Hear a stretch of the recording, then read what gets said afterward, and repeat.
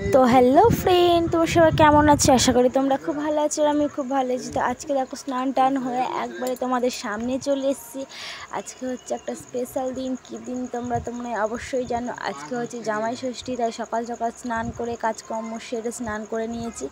এদিকে দেখো রেডি হয়ে নিয়েছি। তো চলো রেডিটা হয়ে নিই, তারপর তোমাদের সঙ্গে কথা হচ্ছে।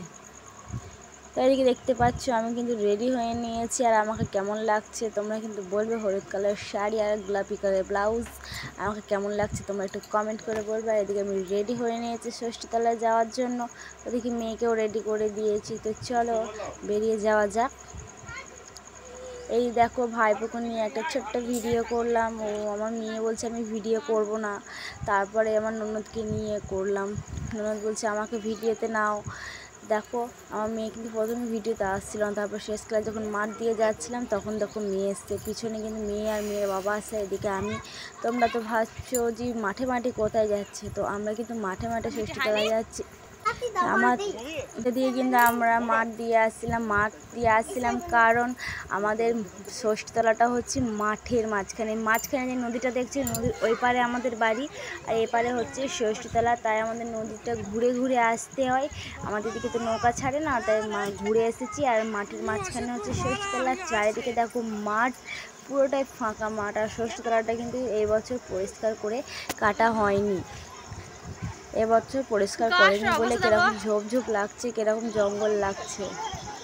তো এদিকে দেখো কতটা ভিড় হয়েছে। এই গাছগুলো জঙ্গলগুলো যদি পরিষ্কার করে দেয় না, এতটা কিন্তু ভিড় হয় না।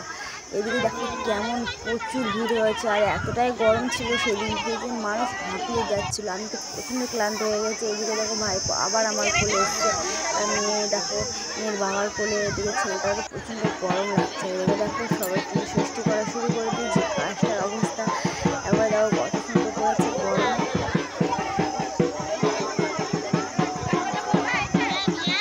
এদিকে দেখো ষষ্ঠী ফোঁটা দিয়ে দিয়েছি আমি আর বর্মশাই মেয়ে দাঁড়িয়ে আছি। কিন্তু প্রচণ্ড গরম, ষষ্ঠীর দিন কিন্তু প্রচণ্ড গরম ছিল। তারপর ভিডিওটা ছাড়বো। ভিডিওটা হয়তো তোমাদের কাছে দুদিন পৌঁছাতে একটু লেট হবে, তো তোমরা একটু মানিয়ে নিয়ে অ্যাডজাস্ট করে নিও। এদিকে দেখো কয়েকটা মেলাও বসেছে বাচ্চাদের জন্য।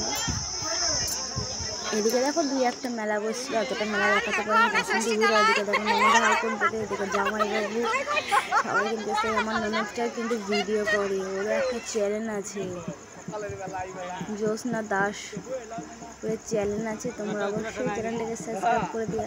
আর এদিকে দেখো আমার মেয়ে কিন্তু এদিকে খেলা করছে, সে লাফার না কি একটা বলে না, তাতে কিন্তু লাফিয়ে লাফিয়ে খেলা করছে। আরও দুটো বাচ্চা আছে, ও প্রচণ্ড মজা পাচ্ছে। তারপরে আমরা গরমে সবাই এক জায়গায় হয়ে দেখো একটু আইসক্রিম খাচ্ছি। সব জামাইবাবুগুলো ননদগুলো আছে। এদিকে দেখো আমি মেয়েকে আইসক্রিম খাওয়াচ্ছিলাম, আর জামাইবাবুকে বলছিলাম আমার মেয়েকে আর আইসক্রিম দিও না।